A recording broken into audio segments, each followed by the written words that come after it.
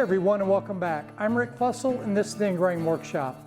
In today's video, I'm going to be building 2 DIY raised planter beds from some scrap material along with some new material that I had laying around the property. That's coming up next here at the Engraving Workshop.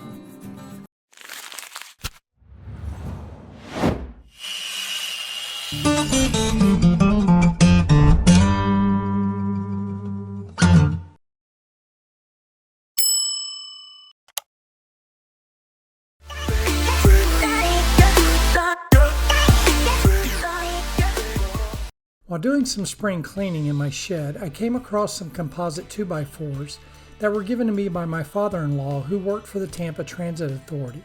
These were originally used for bus stop benches, and when the Transit Authority replaced them, he was kind enough to pass them along to us.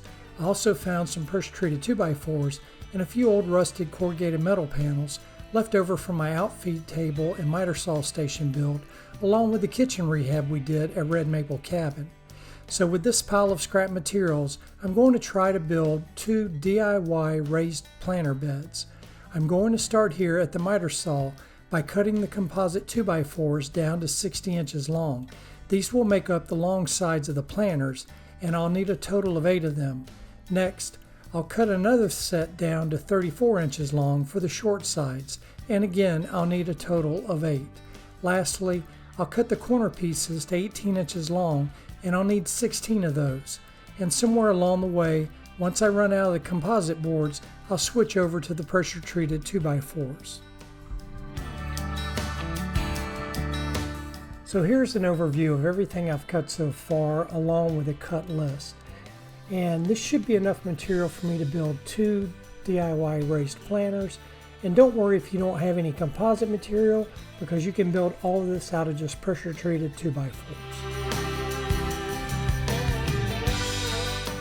Next, over at the pocket hole station, I'll start drilling the pocket holes for the corner pieces.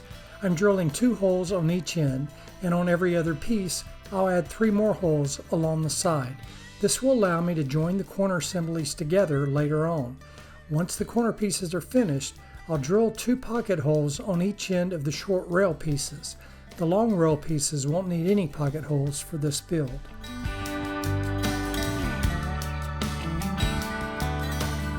Now it's time to assemble the planters. I'll start with the bottom frame. Using exterior rated pocket hole screws, I'll clamp and fasten the 2 short rails to the 2 long rails to create a basic 3 foot by 5 foot rectangle.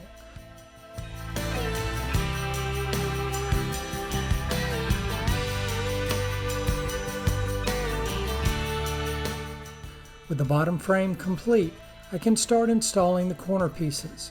I'll begin by attaching the corner piece without the side pocket holes first, using clamps and pocket hole screws to hold everything in place.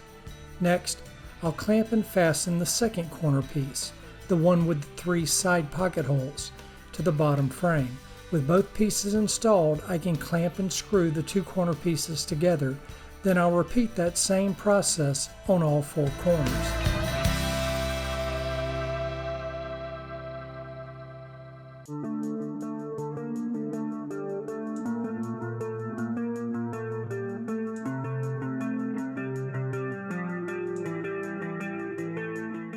Next, I'll assemble the top frame the same way I built the bottom frame.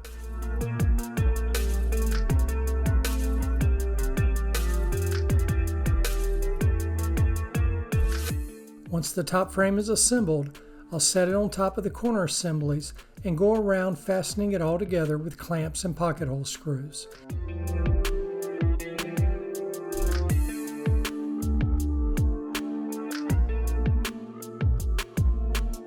And with that, the main planter frames are fully assembled.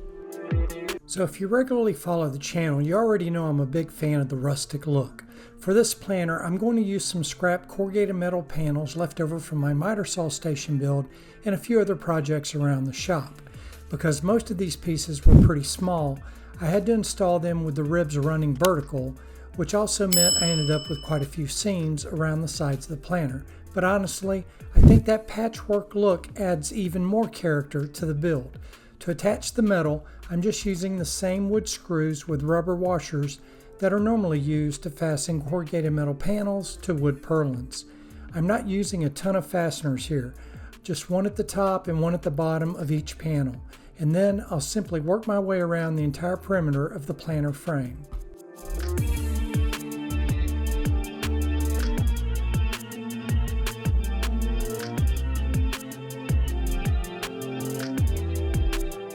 With the first planter complete, it's time to start filling it up. Now, it really wouldn't be practical to fill this entire thing with compost, so I'm going to start by filling the bottom with some logs left over from the sycamore tree I cut down a couple of months ago. Remember, this whole build was about repurposing materials. With the logs acting as a base layer, I'll start reducing the material size as I work my way up.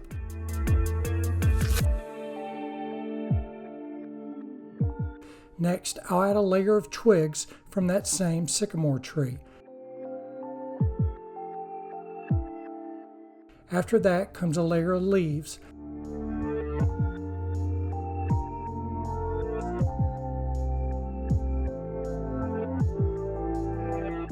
And then, thanks to the supervisor's never-ending delivery of Amazon packages to the house, I added some broken down cardboard boxes with the smiley faces still on them. That left me with about a foot of space at the top of the planter, so now it's time to add the compost material. I also mixed in some waste from my chicken coop. Around here at the Fussell Farm, everything gets repurposed. Now it's on to the second planter. I won't bore you with the full build process again, so with the help of a little movie magic, we'll speed through this one. Once the frame was complete, I realized I didn't have enough leftover corrugated metal to finish the second planter, so I picked up a couple sheets from the big box store. For this planter, I decided to run the ribs horizontally so I could avoid having any seams. Using my grinder, I cut 2 panels for the short side and 2 panels for the long sides.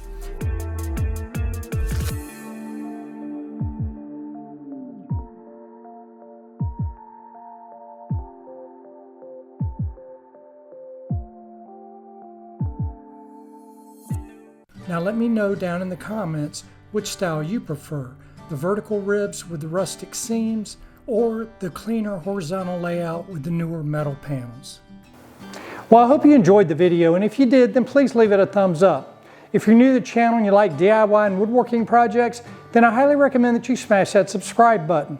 It's free and painless, and I'd also ask that you ring that bell icon. That way you can be notified of all our upcoming videos. To all you existing subscribers, I really appreciate all the support that you give this channel. Now I'll leave links in the video description below to any tools and equipment that I might have used on this build, and I appreciate you taking the time out of your day to spend some time in the workshop. I'm Rick with the Ingrain Workshop. Until next time, have a wonderful day and God bless.